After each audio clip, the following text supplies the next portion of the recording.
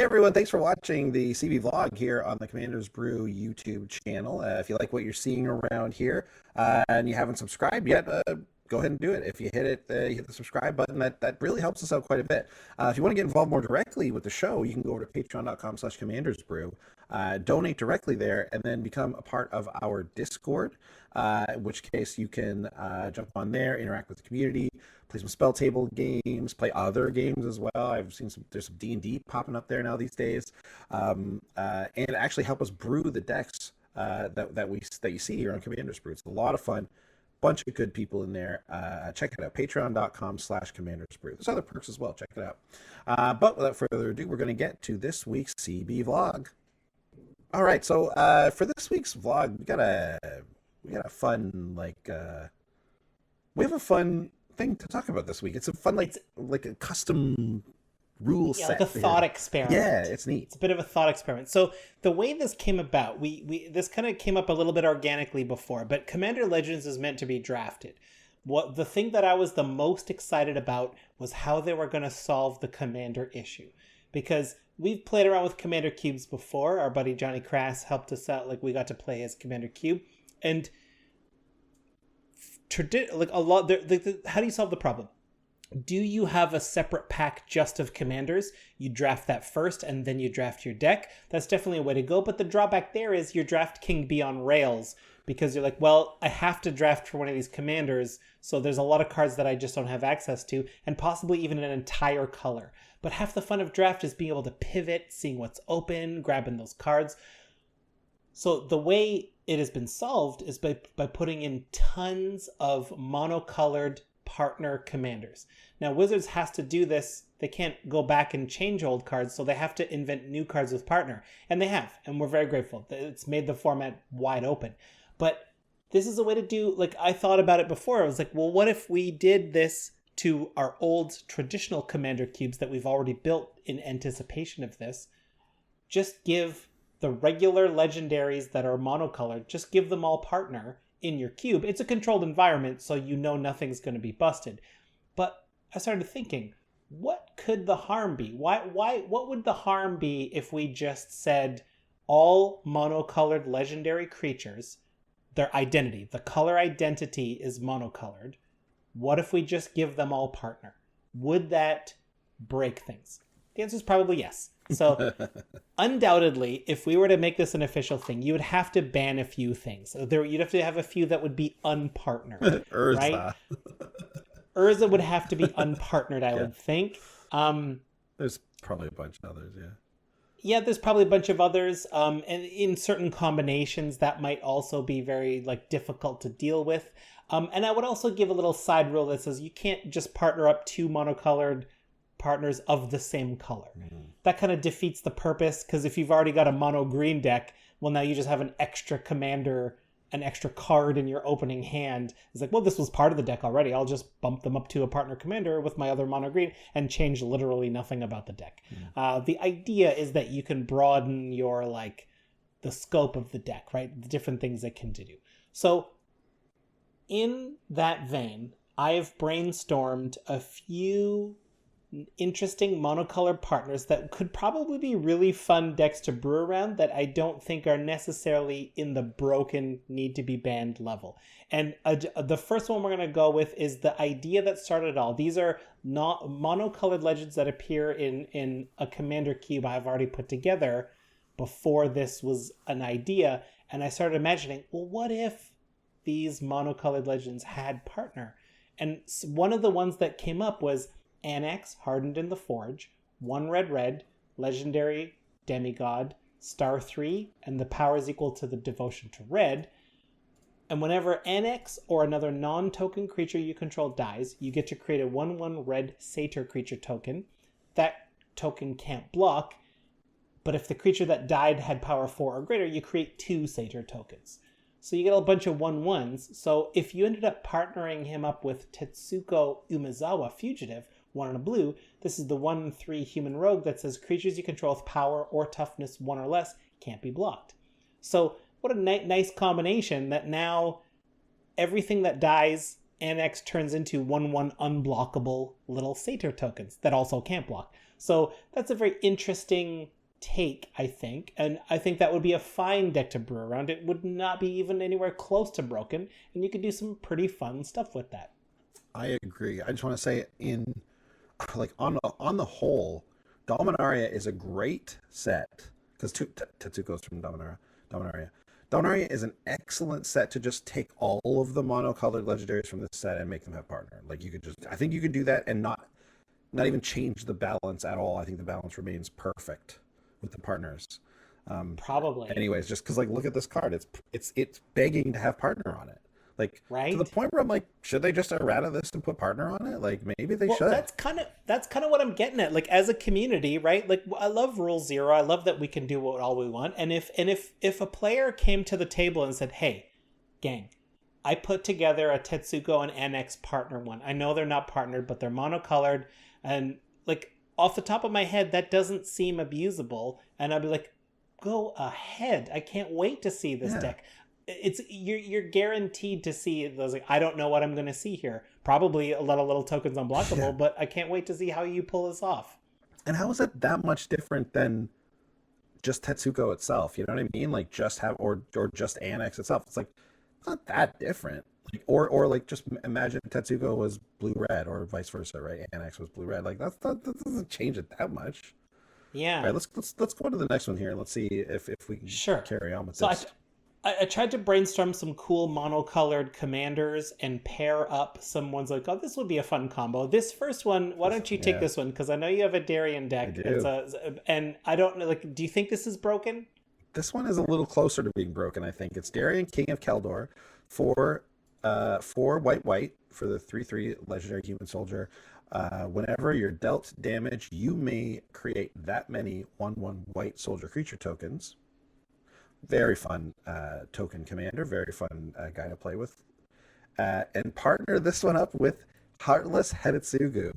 3 red for the 4/3 Ogre Shaman. Tap. Heartless Hidetsugu deals damage to each player equal to half that player's life total rounded down.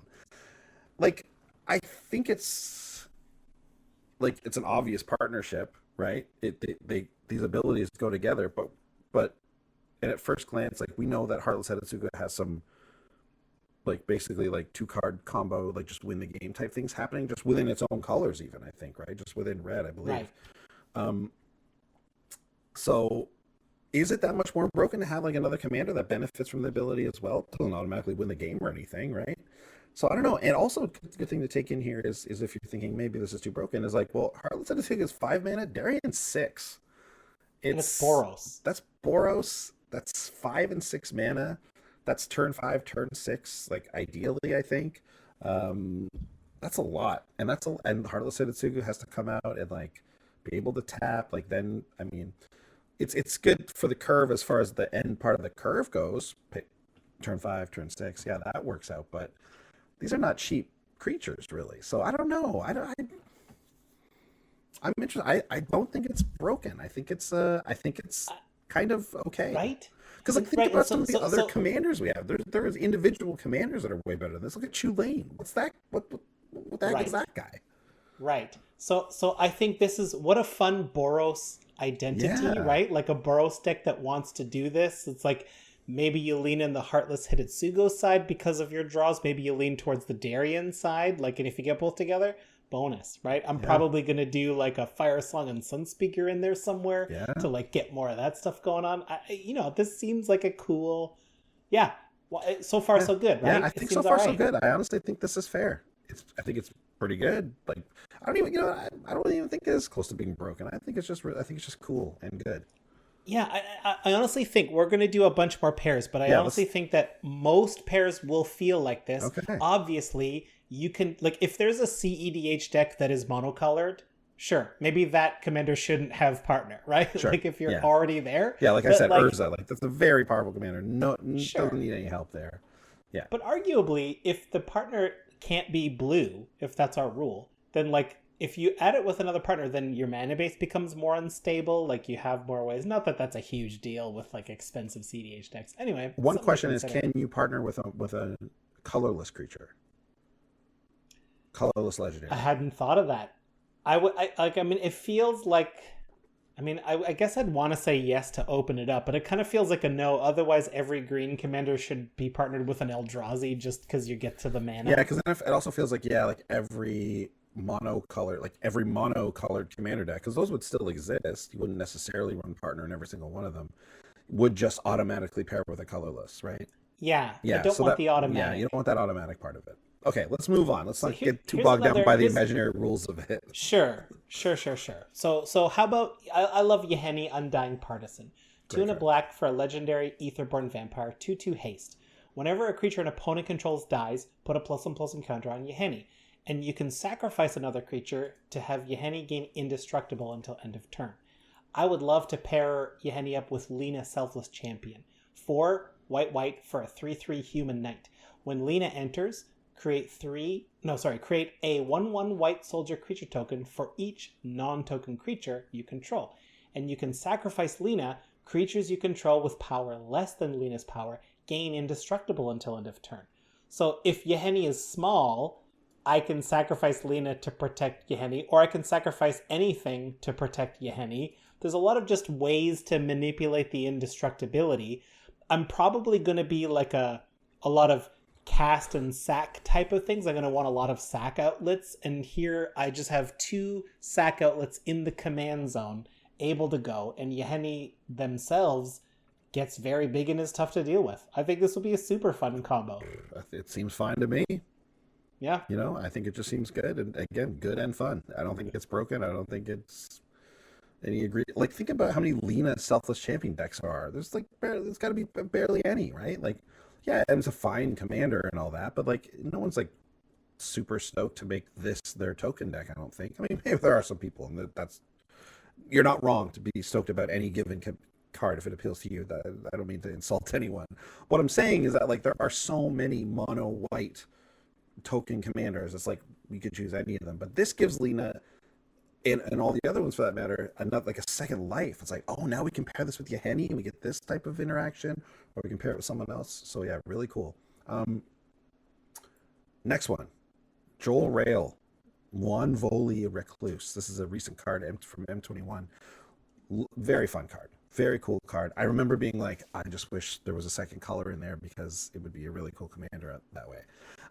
1 and a blue for the 1/2 legendary druid. 1 and a green. Sorry, I said blue because I wanted to pair it because I wanted it to be blue. Of course, anyways, whatever. 1 and a green. Whenever you draw your second card, each turn, create a 2/2 green cat creature token. Then you pay 4 green until end of turn. Creatures you control have base power toughness X, where X is the number of cards in your hand. She's a 1/2. Imagine pairing that one up with Brimaz, King of Oreskos, 1 white legendary cat soldier, 3/4 vigilance. When it attacks, you put a 1/1 cat soldier creature token with vigilance into the battlefield attacking. And whenever Brimaz blocks, you put the 1/1 vigilance token out. And have it blocking something. So partner that up. So you got the green cat creature tokens. We got the 1/1 white cat soldier ones with vigilance, and we're changing the base power toughness, where X is the number of cards in our hand, for 4 green. Like, you're gonna have so many tokens with this so easily. Yeah. I think, and they're all cats. We could go cat that's true. tribal we could go with cat these two. tribal with that, and green white. We know green white loves a cat tribal deck. See, this is an actual interesting, different green white cat tribal thing too. That's what I love about some of the new partnerships we're seeing out of Commander Legends. Is like a certain archetype is even getting new commanders that breathe new life into it. Right? It's really cool. Yeah. I mean, it wouldn't, like, if you were to take, I can't remember the name of the main cat tribal. That green white. There's a couple of them. I mean, but yeah, the big one, Arashin or something like that.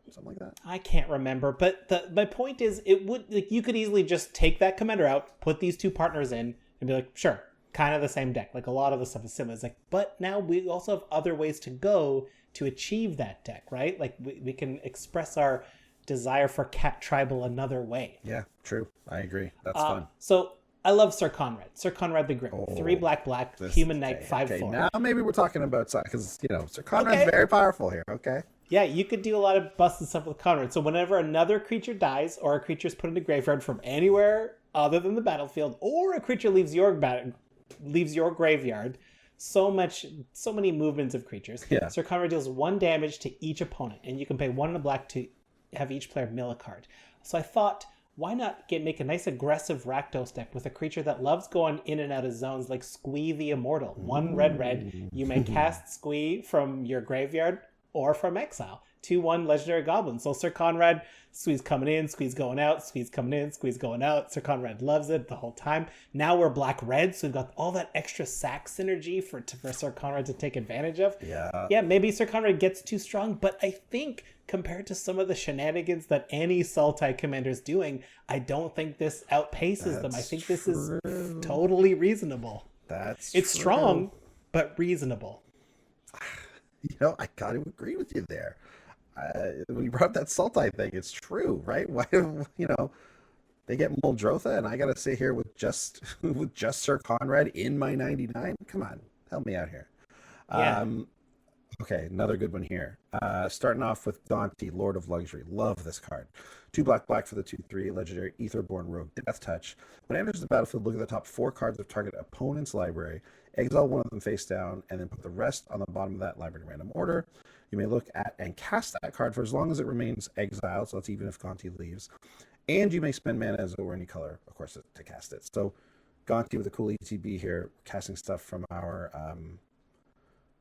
opponent's decks, which is really fun, really powerful. Partner that up with, okay, again, this is one of the questions I had, is if we pair it up with a god, how good is that going to be? So that's the Deep Dwelling, 3 and a blue for the 6/5 indestructible. Devotion of blue being 5. It's not, if it's less, it's not a creature. You all know that. At the beginning of your end step, exile up to 1 other target creature you control, then return that card to the battlefield under your control. 3 and a blue, tap another target creature.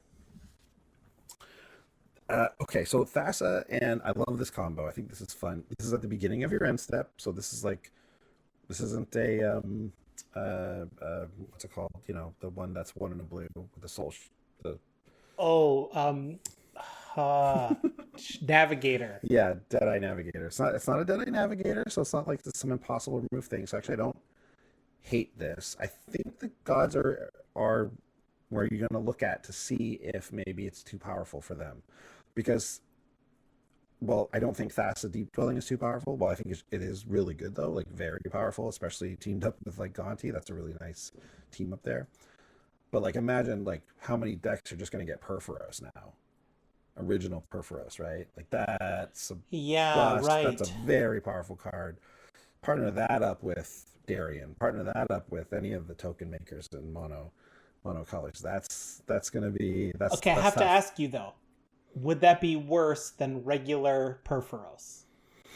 Just Purphoros monocolored Purphoros. Yeah, monocolored Purphoros can be True. A brutal deck. It's also a pretty bad deck. It's a pretty rough deck to play against. Would that be worse than I think Purphoros with a white commander or a green commander for more tokens? Well, okay.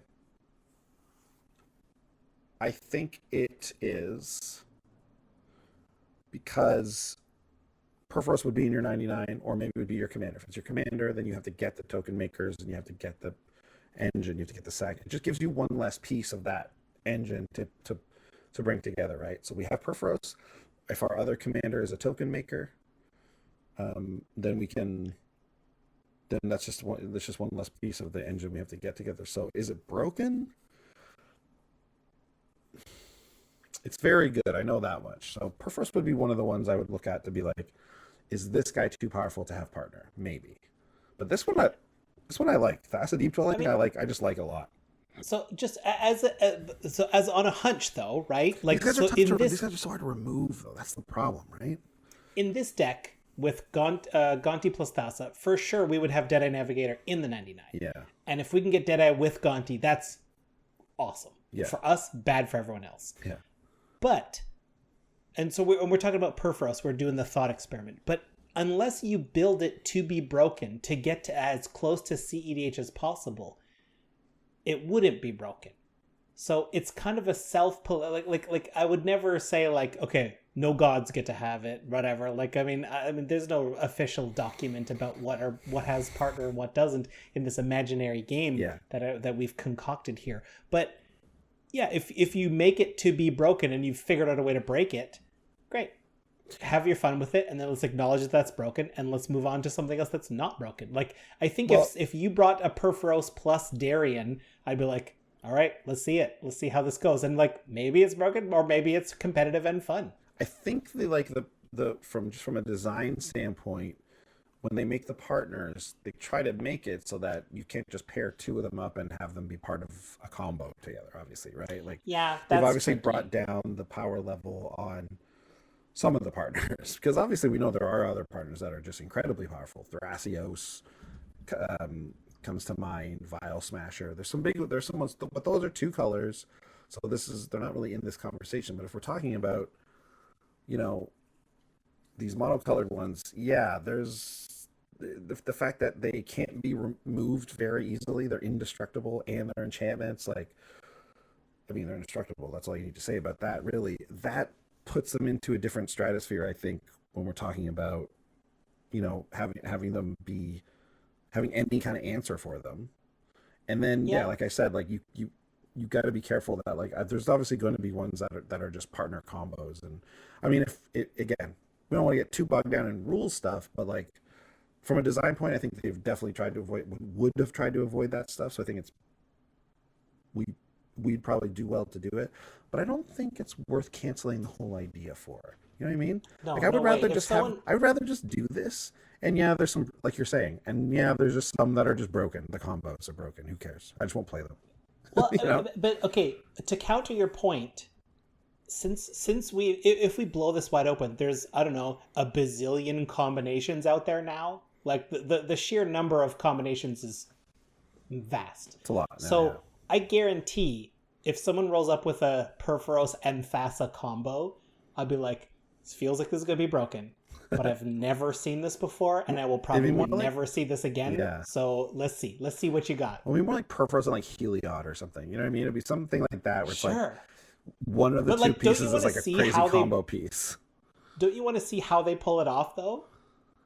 Yeah, I'm sure. I want to live in a world where I get to see that and then be like, okay, please don't play that against me again. Yeah, but that was to like reinforce the way you're thinking about it, though. Like, there is a mono blue Thassa deck that just wins on turn like 4. You know what I mean? Like, it just wins, and it's like, I've had it played. I had it played against me. I'll never forget that. Like, they were running the card that, like, you sacrifice this enchantment and then you go and get the other enchantment in your deck, and it's this thing that it's like omniscience, and then all of a sudden you basically win the game. Yeah. It's like, okay, that just exists in mono blue. So, like, I mean, sure, we make it better, but basically anything is possible in Commander anyway. So I don't know. It's worth the discussion at the very least. Anyways, let's keep going, because these are Let's fun. do another one. Let's do another one. Okay, so Morag is a recent one that I've loved. 4 red. We did a deck on it a few episodes ago. 6/6 Minotaur Warrior. Each creature you control gets +1/+0 for each time it's attacked this turn. And he has landfall. Whenever a land enters, if it's your main phase, there's an additional combat phase after this phase, and at the beginning of that combat, untap all creatures you control. And everyone's just like, well, we got to get green with this. Like, I was like, anything with green, get max landfall triggers. And I even went to myself, I'm like, you could even pick the worst green legendary and it would be great. Yeah. And off the top of my head, I came up with Grun the Lonely King. Sorry, Grun. 4 green for a legendary ape warrior who's a 5/5 with kicker 3. And if you pay these Dominaria legends, man. Dominaria. If you paid the kicked cost, it enters with 5 +1/+1 counters. So it's either a 5/5 or a 10/10. But get a load of this. Whenever Grun attacks alone, double its power and toughness until end of turn. Multiple combat steps of Grun attacking alone, doubling its power each time, plus the +1 that Morag gives it. Throw a little bit of trample on Grun, and you're just like this, like, Grun has never sounded better to me. The ceiling is very high on Grun. Right? And like, that just seemed, and again, like, this is two 6-mana commanders. One of them optionally costs 9 if you want to kick in. So, like, these are not cheap, but this seems very reasonable to me. It's powerful, but it does not feel unbeatable and broken. Oh no, I agree. I think the most powerful thing here is giving green to Morag, right? Like, yeah, that's it. It doesn't matter. Any green can be exactly. commanded. Like, they obviously kept Morag out of green for that reason, but, like, whatever, man. Like, all the different Omnaths exist. Do you know what I mean? So instead, like, I'd almost like, I'd almost like Morag to be Gruul just because, like, okay, I have to run it in the 99 of a green red deck. So like, but why? Like, just make it the commander. It's fine. You know what I mean? It's Well, here's our way. It's no less broken than Angry Omnath anyways. You know what I mean? I don't know. Yeah. Okay, moving on. This is a fun topic to get into. I really like it. Yes. Goreclaw, Terror of Kalsisma, 3 and a green, 4/3. Creature spells you cast with power 4 or greater cost 2 less to cast, and whenever Goreclaw attacks, each creature you control with power 4 or greater gets +1/+1 and trample. Very good mono green commander. Partner this up though with Purphoros, Bronze Blooded, the second Purphoros, 4 and a red for the 7/6 indestructible. Other creatures you control have haste. And you can pay 2 and a red. Put a red creature card or an artifact creature card from your hand onto the battlefield, sacrificed at the beginning of the next end step. I mean, we're just laying down huge creatures here. We're even leaning on the red and artifact side of things. And even though we have a green commander here, but that green commander is just going to partner up so perfectly with all these massive creatures we have. It's going to be great. Yeah, I thought just the Purphoros giving everything haste and cheap makes Goreclaw, just amps Goreclaw up a ton. I love it. Yep. Here's another fun one. How about Emry, Lurker of the Loch? 2 and a blue, legendary Merfolk Wizard, 1/2. Costs 1 less for each other artifact you control, and when Emry enters, put the top 4 cards of your library to your graveyard, tap, choose an artifact in your graveyard, you may cast that card this turn. Well, how about teaming her up with Bosh Iron Golem, the 8-mana legendary artifact creature, 6/7 with trample, 3 and a red, sack an artifact. Bosh deals damage equal to that artifact's converted mana cost to any target. Dream team right here. Yeah, very much so. Emry can get Bosh back from the graveyard to avoid tax if you want. With her ability, Bosh can chuck artifacts. Emry can bring them back to be chucked again. Yeah, that's your combo right there, right? Like, Bosh throws them in the graveyard, throws them at someone, and they go in the graveyard. Emry brings them back. Emry is definitely one of those creatures, right, that I would look at being like, ooh, you could really break something with this. Like, you could really do some damage with this one. Correct me if I'm wrong. You're saying that because Emery's already kind of there in mono blue. Yeah, Emery's very powerful. So I'd be very interested to see what things and other colors pair with Emry to really go. Like, I like this idea even more now about no colorless. The colorless ones don't have partner. Colorless commanders don't have partner, because you could probably do something with Emry that makes it like really too much. So Andy, you've got our last pair today, and I'm breaking you can't pair 2 commanders of the same color for this one. Just because I think it's an exception we need to make. We need to make this exception, obviously. Audrey Lunark Marshall, 3 and a white. It's the one that gives all the keywords. It's a 3/3, and of course we have to pair it up with Audrey Master Tactician, 2 white for the 3/4 first strike. That decides how your opponent's block when you attack with at least 3 other creatures with Audric. Yeah, I mean, the 2 Audrics are the lone exception to the no same color pair rule, I mean, for obvious reasons. They need to have an arm wrestling competition with each other and be perfectly evenly matched forever. Although one of the Audrics is tougher. I will say that. It's true. One of the Audrics is tougher. The younger one is tougher. The younger one? Oh, you mean like the younger one from the card? Yes. Yeah, like because he was printed first. He's printed first, so Audric is a younger age in that representation. Right. Although you could also say that the second printed card is younger. Yes. So that would mean that it's the younger one. I am the younger one. No, I am the younger one. When looked upon such as this, I am the younger one. But if you look at it from this angle, I am the younger one.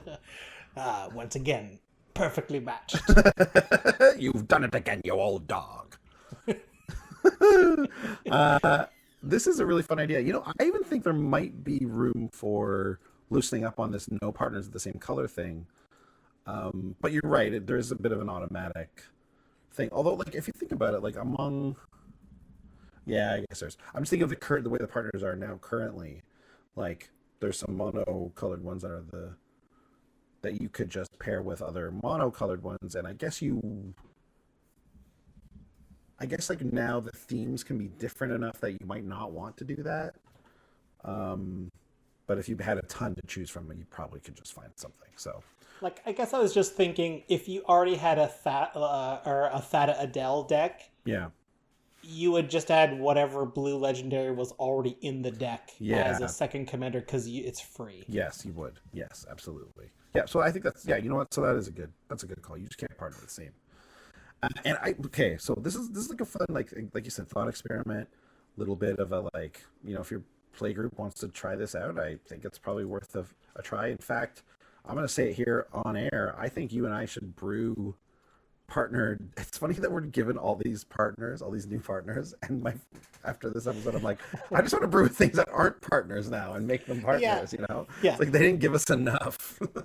Like they didn't give us enough. I know, they gave us so much and it's all so good, and now we're just like, we'll do our own partners. Yes, but I think we should. I kind of love it. Maybe even, I don't know, maybe for an episode we do that. Well, let us know, like, please let us know if this idea is exciting to you, or if you're just like, you know what, I would love to see these two mono legendaries as partners. I certainly have not thought of all of them. I just did a cursory glance at this, but like, if you've got a couple, you're like, I would love this. Let us know. Let us know specifically also which ones are broken, right? Like, oh yeah, like, can you think what's the most broken pair you can think of? And I'm sure there is one, and I'm sure there's maybe even a few. What is the absolute most broken pair you can think of that would kind of make this maybe not as good as we think it is? But is there a Mattias and somebody maybe? Ooh, maybe, yeah, because Mattias is already part of a combo, right? Exactly. So if you can find a legendary that helps that combo, then that would be a little broken. Yeah. So so let's hear about those. Let's just hear about other good and interesting ones, right? Let's just hear about fun ones. That's actually something I want to hear about. I really want to see what is possible with these.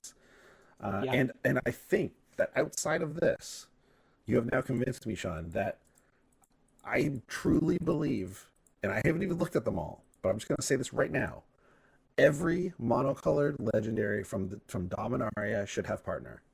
Like, I think it wouldn't. I don't think there's a broken pair there. I think that power level that they printed those cards at is perfect for partner. It's the same power level as what we're seeing from the Commander Legends partners, right? Look at Grun. Yeah, right? You showed a couple yourself. Great. Yeah. Okay. Well, I'm down. Let's do it. You're going to see this happen. This is going to be fun. Great stuff. That's it for this week for the vlog. Thanks for watching, everyone. Come back next week, and we'll see what we did with all this. We'll see you then. Bye. Thanks for watching. If you love what we're doing, consider supporting the show by going to patreon.com/commandersbrew. And if you want to get any of the cards from our deck list, go to our TCG Player affiliate link below. That helps us out too, and for a free way to help us out, consider sharing the show with some friends. Like and subscribe, add a comment or two. See you later. Bye.